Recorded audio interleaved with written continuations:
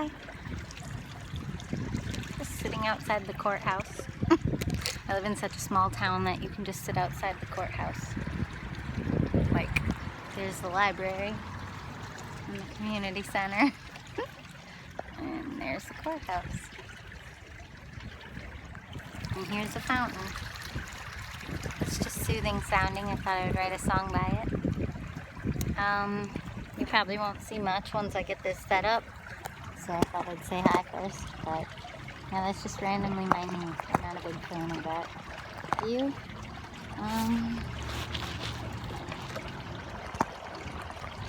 There we go. Something. I tried to show you the yellow flowers at first, but yeah. I need to get a better setup someday. Alright. You're probably just only getting wind. Maybe I should just talk and say hi and then go somewhere better. So, I have to teach another piano lesson soon. I just mailed 5 packages. One person came and picked one up from my mailbox on Saturday, but I missed the mail service. Anyway, yeah, finished making the handmade discs for Upward, a Quarren Dream on Saturday, a little after when mail needed to go out, so I just mailed them out today, Monday. Thinking a lot about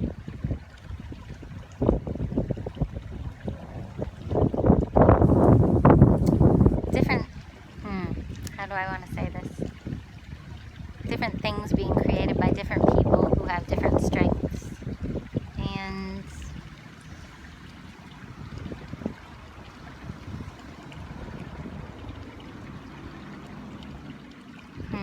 I really don't know how to say this. Feeling more love than usual for the different systems that I benefit from, including the people who defy the systems and that creates new systems, and the people who run the mainstream systems and how that creates privilege and advantage that I benefit from. I don't know. Just feeling a lot right now. Thinking a lot. I made up some songs on Instagram this morning, like 4 songs. Note to self, hey Jess, upload that video from Instagram if you haven't already. I think I saved it, so I should be able to upload it to my YouTube. Yeah, just existing calmly, quietly in small town America while some people are protesting every day in bigger city America. Repping a shirt of a band I love, a friend of mine, which is like maybe the type of protest that I'm best at, which is protesting normalcy and conventional ways of being by just sort of silently or subtly just doing my own thing, despite it not being what you're quote-unquote supposed to do with your life. Or as Brian jokingly said, wow, you're ending the quote so fast. Sorry, it's an inside joke, that's not interesting. But like, quote, supposed to do, unquote. You know, there's a lot of supposed-tos. You're not really supposed to make a YouTube channel that's not popular. Like, why would you spend your time doing something that doesn't go, hey guys, and then try to get subscribes and try to get shares and follows? But like, even how I do YouTube is so introverted that I don't want to ask you to share it. Like, if you want to share it, you'll share it. If you think you have a particular friend who would get something out of listening to me ramble or write songs, then I assume that you'll share it with that friend. But if you don't, I don't want to be the reason that you do. I don't want to encourage you to do something that you don't have an instinct to do, because what if you then share it with them because I told you to, and then that friend just tells you how crap it is? Like, I don't want that. I'm just very, very, very, very introverted, even in how I'm choosing to share myself. And I used to think that that was something I had to overcome, because I didn't think it until other people put that in my head. Like, there's this one woman that comes to mind. She was a friend of mine like 6 or 7 years ago, and she just railed at me in front of other people. It was really embarrassing.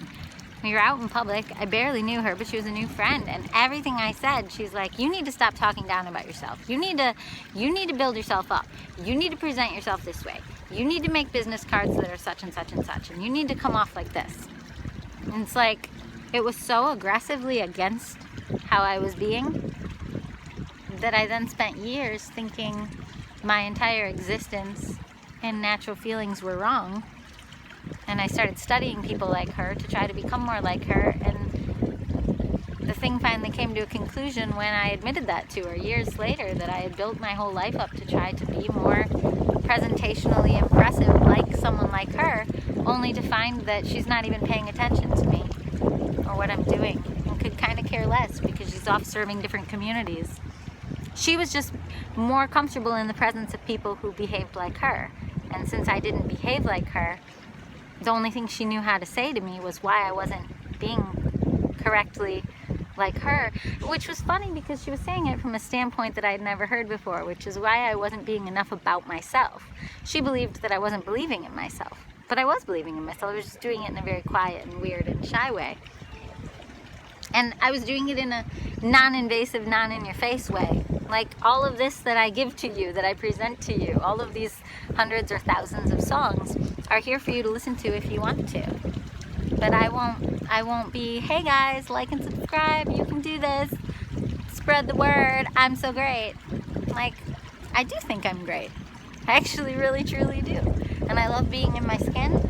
I love being in my mind. I love being in my heart. I genuinely, deeply, down to the core of my being, think I'm great.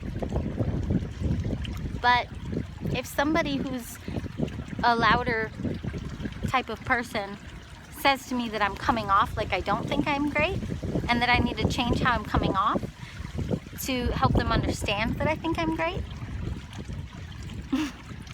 then I'm just gonna start acting more awkward. It didn't make me less awkward. It made me more awkward because I started overdoing that message in a way that came off like I was confused how to come off. Like, I'm just more humble than that. Like, and that's not a humble brag. Like, I'm genuinely not comfortable not being humble. Like, I have conservatory training. I have a master's degree. I have a resume that includes like performing on off-Broadway, and I have music in a movie, 11 songs that I wrote in a movie that was a top 100 film on Netflix for 2 years straight. I guess I could run around and keep telling you that, but I experimented with that a little bit after this person told me I was not seeming excited enough about myself or not seeming confident. So I experimented with kind of stating those things with like weird insecure brags or something. I don't know, trying to let you know how great I am. Like, it just, like if someone is doing themselves, if someone is being themselves, and in that moment that they're being themselves, you tell them that they don't seem confident enough, that doesn't make them feel more confident. That doesn't make them feel more like, oh, I'm allowed to be confident, because they're not actually thinking, oh, I'm allowed to be confident. They're thinking, oh, you're uncomfortable watching the way that I'm seeming not confident enough. How can I make people like me? I didn't go through a 4 or 5 year process of thinking, how can I be more confident? I went through a 4 or 5 year process of thinking, how can I make those types of confident people more comfortable in my type of presence? So if you know people who tend to operate a little bit like chameleons, maybe they're sensitive, maybe they're imitative, maybe they've changed a lot in their lifetime, suggesting what they should do to be more fill in the blank is essentially about you. It's about you not being comfortable in their fluid presence. And you would feel more comfortable if they just picked a goal, or if they just stated directly, or if they just explained who they are, or if they just fill in the blank, you know, whatever. Whatever myriad ways that you think them changing would be better for them is actually about you. If you are the type of person that needs to suggest what a person should do with their life, that's actually about you. It's actually not about them. Because there's a good chance that if you get the pliers off of their petals and they're a rose, and you stop trying to force that rose open in the way that you think and the timeline that you think it should open, if you would stop doing that, which again, now that's me projecting on you because I'm wishing that people like you would stop doing that because it's very derailing for people like me, but maybe that's part of who you are. Maybe you cannot help but see the world as somebody who just wants to correct everything. Let me give it a better word, a kinder towards you word. As somebody who wants to improve everything. Maybe I would allow everything to just be what it is, and then it might grow, but it might not. Whereas you see maybe in a different version of what it's like to be creative and be a creator, you see how other people are, and maybe you want to help mold them to paint a beautiful picture in your mind of all the people around you. Maybe that's what extroversion is. Maybe you can't help but kind of meddle in the view of everybody else's image. Whereas I'm a genuine introvert because I keep bringing my focus back to myself, and the times that myself gets really out of whack are the times that I'm listening to other people's opinions about myself.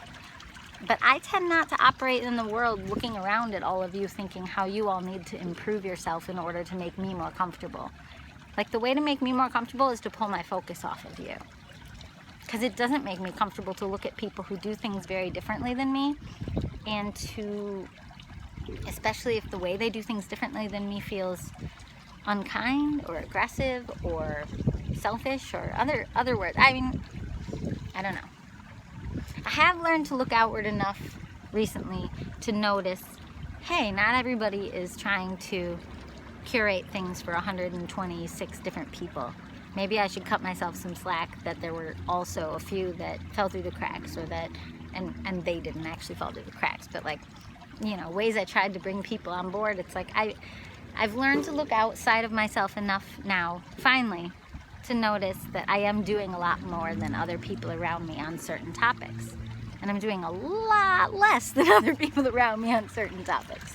But I tend to not give myself a break on the topics that I am already doing more than a lot of my peers. And so lately, I've been giving myself a break, cutting myself slack on how fast I reply to messages, or how much I include everybody in every little thing that I try to do that's social. Now I'm noticing, like, wait, I do enough. Like, the compilation series, the house shows, the festival, all those things that I've tried to do to be more connected, to be more appreciative of all the people around me and not just get lost in my own music. But I can drive myself crazy with that. So I've had to learn to sit back and be a little bit more of a, I do enough, you know? I've done my part. I'll do my part again someday, but I can also sit back and just focus on the work that I need to do to bring all the songs pouring out of me into the world as high of quality as I can. And that can feel very selfish to me, but it's not selfish, it's just work. And work that comes from a singular place, like inspiration. Like if you're an artist and the art is pouring through you and now you have a half-finished painting, like to do the work to finish that feels, I think, can feel selfish. Like it feels very self-involved. It's self-centered.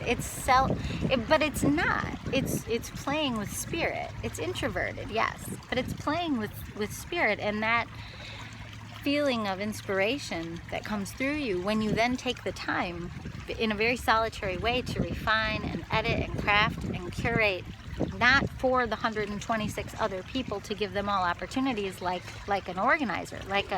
I've been like an introvert pretending to be an extrovert out of guilt, when really I want to work with all of these ideas and this passion and these songs that have poured through me, but that work is so solitary that it can feel sad to me, or it can feel lonely, or it can feel selfish.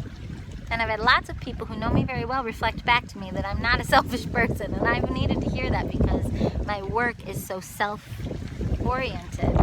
It comes through me, and the work is lonely, and the work is alone. But that's not being selfish. So if you relate to that, save yourself a decade of stress, because that doesn't make you a selfish person if you need to devote a lot of time alone to do work that feels meaningful to you. Because if you take that time to do that work, there's a better chance that your life will end up less about you, because other people will get a chance to connect to you through your work the more you refine your work. So it took me a little too long to learn that one. So I spend a lot more time alone now. And with Brian. And on the phone with my family. But, and I'm actually okay with that. I know that doesn't sound very nice or friendly or loving, especially when I know a lot of extroverts who maybe want to spend time with me. It makes me feel very unloving to not feel the same way back. Or to not feel the same way back as often. Like, I just don't need to get together with people nearly as often as they seem to need to get together with people. Like, I can go once every 3 months or something, or less, on in a lot of relationships. And that's just what it is, I guess. That's how I manage emotions, and how easily I pick up other people's needs and emotions, emotionally, empathically. What that concept means is, when you pick up somebody else's needs and emotions, what that means is, if we get together, I'm going to accidentally reroute my life to be about your issues. Like I did for that friend 5 or 7 years ago. Her issues required the world to behave more a particular way in order for her version of confidence to make sense to her. And when people who were as confident as I was deep down to my core behaved insecurely in order to make the other people at the table more comfortable with my level of actual bravado down to my core, when I behaved in a sort of insecure way, almost, people have thought it was like a shtick, but it's not a shtick, it's just I'm so uncomfortable selling myself to you. I don't get that concept. Like, if you want to read my bio looks pretty cool. Or, which I care more about, if you want to just witness me in my quiet spaces, you'll see that I like myself. Like, I'm very happy right now. I like my yellow sunglasses. I like my rainbow hat. I like my band t-shirt of my friend Jorge. And I like my yellow ukulele and my logo. I'm confident enough for myself. I don't need to be more confident or more in your face than this. I don't need to tell you to like and subscribe. I don't need to tell you why I'm so great. I don't need to do any of those things to make myself appear more confident. I am confident. I'm confident down to my toes. I know who I am. I'm happy with who I am. I like who I am. And I think you should like who you are too. And you don't have to sell it to the world. You can just enjoy being who you are. Enjoy your time. And enjoy being outside. And over time, I think that makes us less of followers. It makes us able to find our own true guidance. Or at least that's what's been happening for me. The more I like myself, and the more I enjoy my own company, and just enjoy being alive in simple, quiet ways.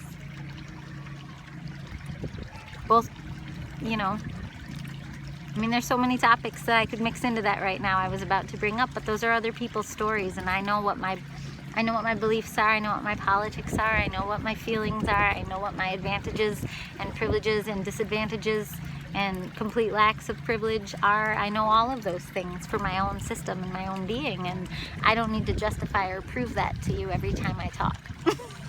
And something about that confidence narrative makes me pinball back and forth of either I have to confidently state this, but then I have to make sure I assert that, and it's too much back and forth.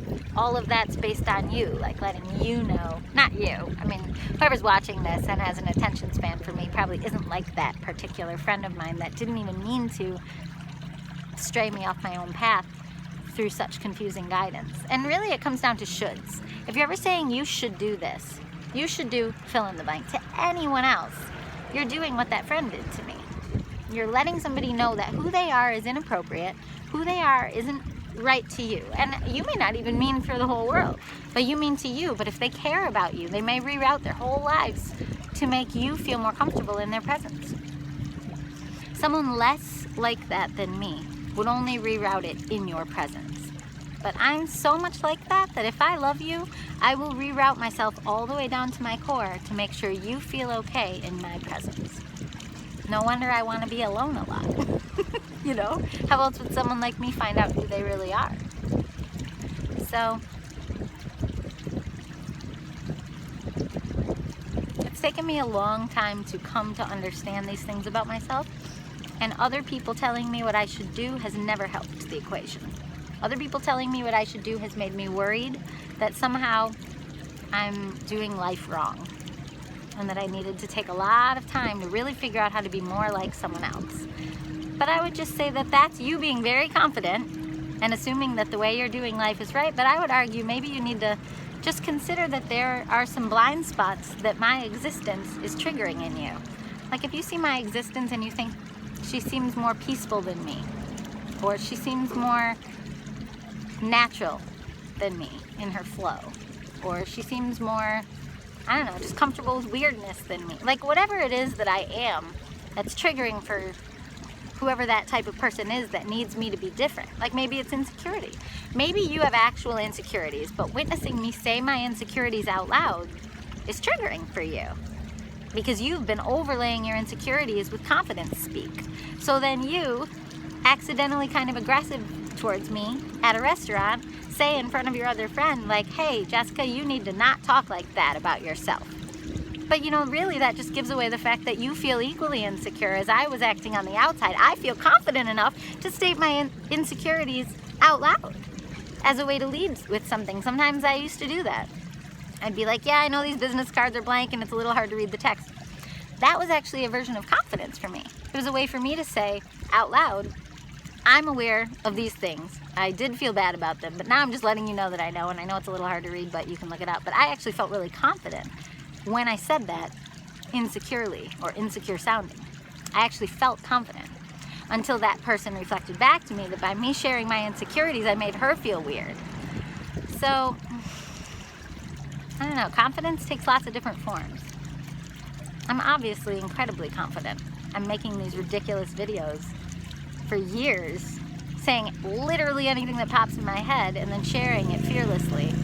I clearly am either following some sort of guidance, some kind of, you know, magical, mystical spirit, like a spirit fairy for you. Like, maybe that's it. Maybe it's for me, maybe it's for you, maybe it's for other insecure, quiet, bizarre little weirdo souls. I have no idea. But it's not a lack of confidence that some people speak in meandering, weird, awkward ways. It's just different ways of being. So if you're like that friend that I described, also don't go feeling horrible about yourself. Just be aware. Just be aware that sometimes when you do that, it creates a negative ripple, because now that person's going to change around you. They might stop wearing a certain thing because the way you said it, and then that might make you feel weirder, that they now don't wear that just to try to make you happy. That might actually make you feel too powerful and in a weird way. Not like powerful in a good way, but like powerful in a weird way, where now your friends are just followers and they're not even themselves. You kind of kill the richness of your life. I don't know. Okay, I gotta go because I gotta teach. And that's a good cue to leave because he's trying to mow. Bye!